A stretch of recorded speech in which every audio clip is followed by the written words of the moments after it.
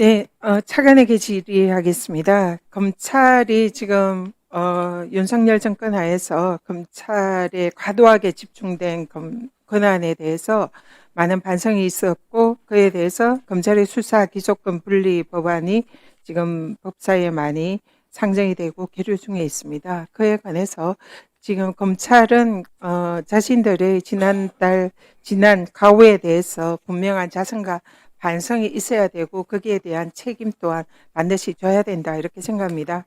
지난 법사위에서 이하영 부지사의 대북 송금 사건에서 이 연어 술 파티, 진술 세미나 등 검찰이 증거를 조작하고 증인을 회유했다는 정황이 밝혀진 바 있습니다.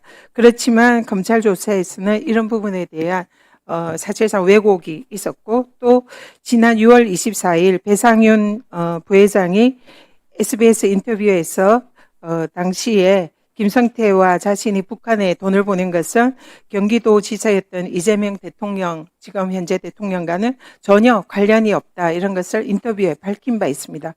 그럼에도 불구하고 이런 대북 송금 사건에서 이재명 당시 지사와 그리고 또 이하영 부지사에 대한 사실상 공작에 가까운 이런 기소가 있었다는 것이 지금 뒤늦게 밝혀지고 있는데요. 이 부분에 관해서 당시 검찰의 이 증거 조작에 관여됐던 그런 검사들에 대해서 진상을 규명하고 내부의 감찰이 필요하다 이렇게 생각이 듭니다. 거기에 대해서 생각이 어떤지 말씀 주십시오. 네, 그 점에 대해서는 지금 일부 사건이 수사 중에 있습니다.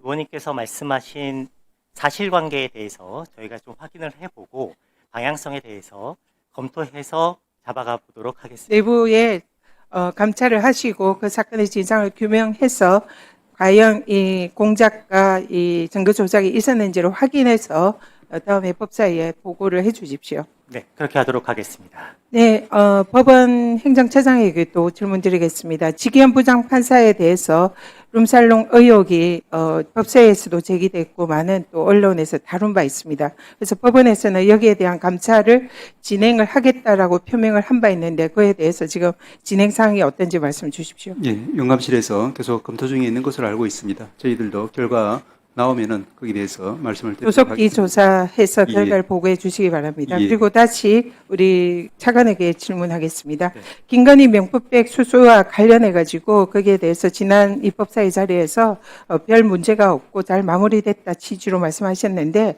청탁금지법 구조에 따르면 공직자는 배우자가 수수금지 물품을 받으면 치치 없이 신고하고 제공자에게 반환해야 된다 규정되어 있습니다. 그 의무를 이행하지 않은 공직자는 3년 이하 형사 처벌을 받도록 되어 있습니다.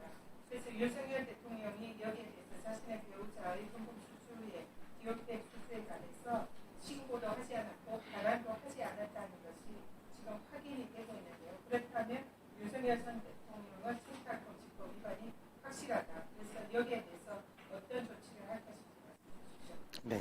네, 그 점에 대해서는 지금 특검이 발족되어서 수사 대상으로 되어 있고 특검에서 종합적으로 수사하고 결론을 내릴 것으로 알고 있습니다. 특검의 수사 결과를 저희도 지켜보고 검찰에서 여기에 대해서 제대로 수사하지 않은 것에 대해서 정리해 주시기 바랍니다. 네, 그 점에 대해서 당시 최재형 목사의 고발 내용을 중심으로 검토를 했는데 그 비진한 점이 있었다면 그 부분은 특검 수사를 통해서 밝혀지지 않을까 생각하고 있습니다.